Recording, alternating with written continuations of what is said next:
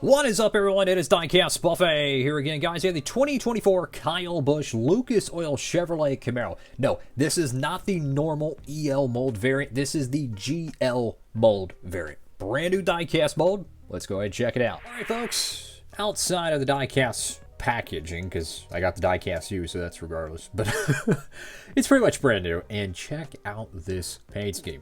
As I mentioned, this is the brand new GL mold diecast, right? You can see it right there, GL. This is not the EL mold, the one that you would normally get in your Gold Series boxes. They're very, very, very similar, but there is some differences. And the number one difference that you could probably tell is the wheels. The wheels look really, really cool. The high quality Goodyear prints. The rims are a little bit larger and the tires are a little bit skinnier. So it kind of gives you that more realistic look to it, in my honest opinion. Go over here to the hood of the car. You have Lucas Oil there. It's interesting, on 2023, they made this paint scheme, but it was only the Fontana Race Win. And then in 2024, naturally, they made the clean variant. I wonder if they're coming back for 2025. Now, with the Authentics line, at least the $5 to $6 line, depending what store you pick it up from, they don't have any of the window banner prints. So naturally, you're just going to have a clean, very shiny window with no window bars or window banners. Kind of a throwback to the Gen 4 era, where they didn't have window banners on the Cup cars. Go to the front of the diecast, got the number 8 right there, Sudoku RCR. The whole paint scheme is very similar, or say similar, but simple is the right word.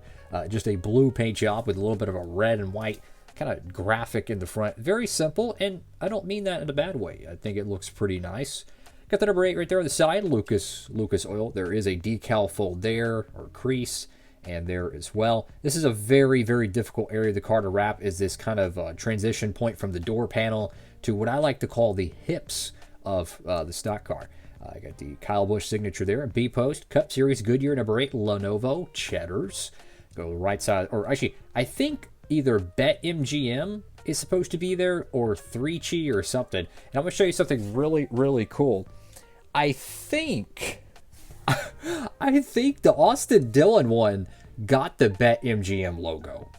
And that's not it. They also got the Bracetree logo. I might be mistaken, but I don't remember seeing those on the Gold Series version. I could be tripping on that, but that is very interesting. So on the $5 to $6 line, they have the Bet MGM logo, which again, I don't know if they allowed that on their on the Gold Series ones or not, or even the other Authentics diecast for Busch and Dillon. But I thought that was kind of interesting. Go to the back of the car, I got Lucas Oil Camaro number 8. The decal on the back, I've noticed on a couple of the GL mold cars, this is probably the weaker portion of the quality. They've had some really bad oopsie-doos, so hopefully they improve that. But yeah, you can see the whole back end is pretty well off. Go to the right side of the diecast. Once again, it's a simple paint scheme, not a lot going on with it. But I'm noticing the whole cars are appearing to be fully wrapped. They're not like partial decal wrap. You see those little bubbles there? This is all one clear panel they just slap onto the car. I don't really notice that with a lot of the other the EL mold cars, so that might be a different logistics to how they're getting made. Oh yeah, I noticed. I forgot the right Goodyear. Well, it's gone. So this is technically a raced version, and I know that looks really goofy. I've reviewed a couple other of these Lucas Oil cars, and they haven't had this problem. I'm just keeping it real. Look, I know that's goofy, but hey, if you're going to make a raced version or something, that would be really cool. I don't know. It happens. It's part of it. You can swap it out if you want. No big deal. Go to the top of the car, number 8 right there on the roof. Lucas Oil, and then Quaker Steak. I'm kidding. So, what do y'all think about the new GL mold for the Authentics line? I think it's fantastic, guys. You know, I've been so critical of the PTC mold, the J mold, all these different molds and variants they've had throughout the years. And honestly, this is genius. They made a diecast mold that I'm assuming is a little bit more economic for them, so they could sell it at the $5, $6 price point for the retail lines. That looks amazing. I'm just saying, I don't see corner cutting with this diecast that I saw with the J mold or the PTC mold. And if they have to increase it by $1, big deal. I would rather have this level quality. I know this one has a bugaboo, It's easily, you could easily, you know, swap it out with another wheel set. But I would rather have this quality than some of like the PTC mold cars we got in 2022 that were just, they look like they went through Grove Street. I'm just keeping it real. One thing I love about the GL mold is how low the car sits. Like, I understand the next gen cars, they have ride height, right? Like they have, what is it, like bump stops or springs. They have something that restricts them from going to like the 2014 lowriders that they had in the Cup Series. But the wheels sit a lot lower on these cars than the EL mold variant. Like, you can see the top of the Goodyear tire on the left front, how close it is to the fender well. And then if you take a EL mold diecast, I'm going to set this one down and bring in the EL mold diecast here. Look at the room. Now, this one has a little bit of a wonky suspension, so that's more of an overstatement. But look at on this side.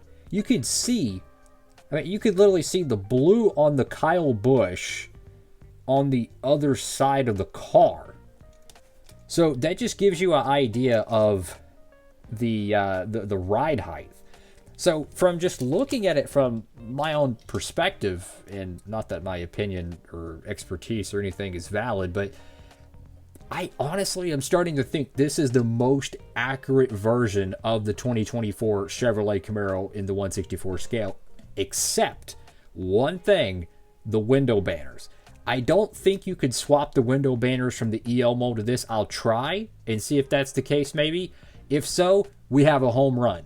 If not, we're just going to have to hope and pray they'll do so, because it would be very difficult to have a decal that could go over it, because then since it's over clear, you got to make sure it's completely smooth on it. It'd be very difficult.